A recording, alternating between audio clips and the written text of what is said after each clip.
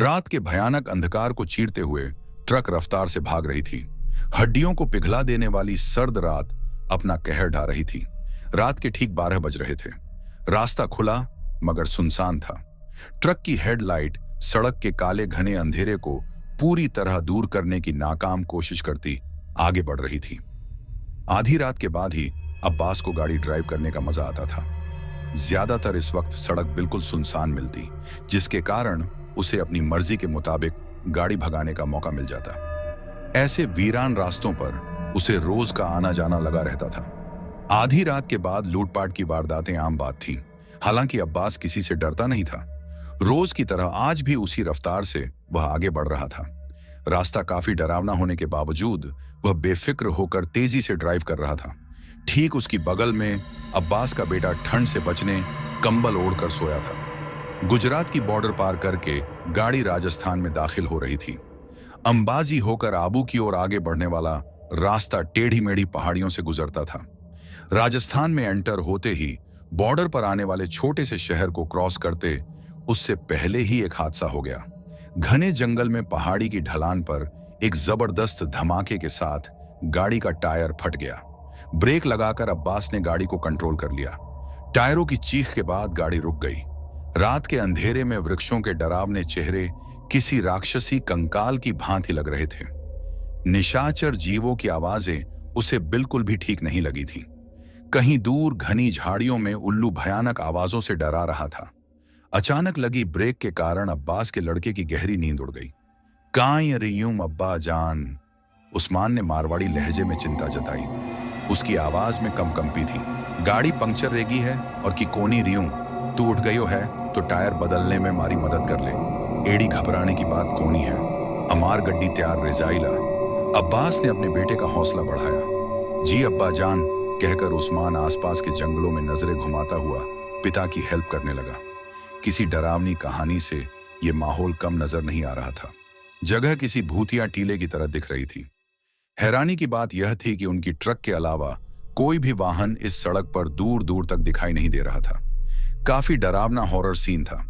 अब्बास गाड़ी को जैक लगाकर फटाफट नट बोल्ट खोले और टायर बदला। किसी अनजाने खौफ के चलते दोनों ने गाड़ी में पर बैठकर अपनी जगह ले ली। अब्बास को डर इसी बात का था कि इस वीरान जगह पर कोई जंगली जानवर हमला न कर दे, मगर अल्लाह के करम से ऐसा कुछ नहीं हुआ। गाड़ी स्टार्ट करके दोनों आगे बढ़े। सर्द हवाएं अभी दे पेड़ पौधों में सरसराहट भर गई थी। ढलान उतरकर गाड़ी जब सीधे रास्ते पर आई तो सामने का नजारा देखकर कपास की आंखें खुली कि खुली रह गईं। वह कोई छोटे से कस्बे का स्टॉप था और बस स्टॉप पर लंबा घूंघट ताने कोई स्त्री खड़ी थी। हॉरर मूवी के सीन का नजारा देखकर अब्बास बुरी तरह सहम गया। अब्बा जान, कोई लुगाई खड़ी लागे है। हाँ पुत्र, वही कोई दुखियारी। अब्बास ने गाड़ी को ब्रेक लगाई। घूंघट ओढ़ के वह स्त्री अपनी चूड़ियों की खनक बिखरती हुई रोड के बीचों बीच आकर रुक गई। अब्बास को गाड़ी रोकनी पड़ी। उस अजनबी स्त्री का चेहरा देखने की अब्बास की कोशिश बिल्कुल नाकाम रही। मुझे अगले स्टेशन तक ले जाइए प्लीज, अंधेरा बहुत हो गया है और दूसरी कोई गाड़ी भी नहीं है, गिड़गिड़ाते हुए उसने कहा था। अब्बास को उस पर रहम आ गया। जिस स्त्री को आधी रात में घर से बाहर निकलना पड़ा और जरूर कोई बड़ी मुसीबत में हो सकती है। ऐसा सोचकर अब्बास अपने बेटे उस्मान से मुखातिब हुआ। उस्मान, बेनजी ने बोल दे पीछे बैठ जावे, अगले स्टेशन पे उतार देवा।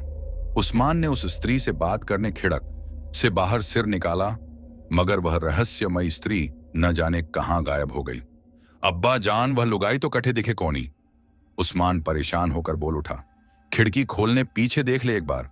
अब्बास की बात मानकर उसने पीछे का नजारा देखने ड्राइवर सीट के पीछे सेंटर में लगी खिड़की को खोल दिया। उस्मान की आंखें हैरत से फटी की फटी रह गईं। वह तो पीछे बैठी है अब्बा जान।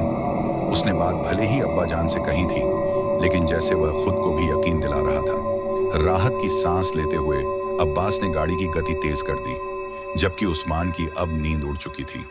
वह अजनबी स्त्री किसी छलावे की तरह गाड़ी में चढ़ बैठी और हमें भनक तक न लगी। लगातार 2 घंटे तक गाड़ी भगाने के बाद अब्बास के जहन में वो बात आई कि उस लुगाई को जहां उतारना था वह स्टॉप तो पीछे चला गया है। उसके पैर ब्रेक पर दब गए। अरे उस्मान, उस लुगाई ने उतारनी थी, वे बात मारे दिमाग से ही निकल गई है। देख देख देख, वह पीछे सो तो नहीं गई। उस्मान ने फिर से खिड़की खोलकर पीछे देखा।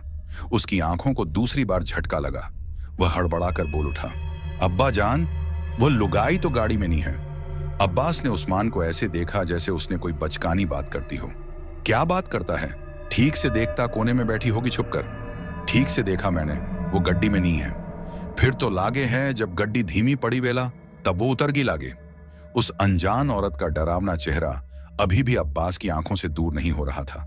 उसका तर्क जैसे उसके ही गले में अटक गया। अब्बास इस घटना को भूलकर जल्द से जल्द अब घर पहुंच जाना चाहता था। फिर वह 1 मिनट के लिए भी कहीं रुका नहीं, लगातार तेज रफ्तार भागता रहा। उस्मान को सर्द हवाओं के कारण नींद लग गई थी। हॉलीवुड की किसी भूतिया स्टोरी में नजर आने मंजर उसकी आंखों के सामने नमूदार हो रहे थे। अब्बास ने सुबह 9 बजते ही गाड़ी मारवाड़ में अपने घर टेक दी। हाथ मुंह धोकर नाश्ता किया। बेगम सब्जी लेने का बहाना करके बाहर निकल गई। उस्मान अपने दोस्त से मिलने चला गया। नाश्ता करने के बाद अब्बास को बड़ी जोरों की प्यास लगी। फ्रीज से बोतल निकालने के इरादे से वही उठने लगा कि अपने सामने आकर रुक गए 2 पाजेब वाले नंगे पैरों को देखकर बुरी तरह चौंका। सकपकाए अब्बास ने नजरें उठाकर ऊपर देखा। उसके बदन में खौफ की सिहरन दौड़ गई। सुर्ख रंग के घूंघट में एक बदसूरत चेहरा मुस्कुरा रहा था। डर के मारे अब्बास की जैसे जान निकल गई। तू अट्ठे काई करे है? तू तो रास्ते में उतर गई थी ने। मैं क्यों उतर जाती भला?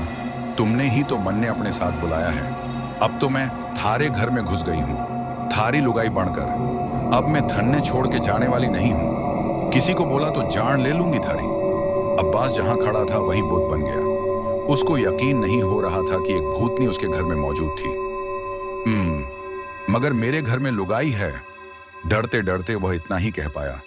दूसरी बार बोला तो थारी हलक से जबान खींच लूंगी।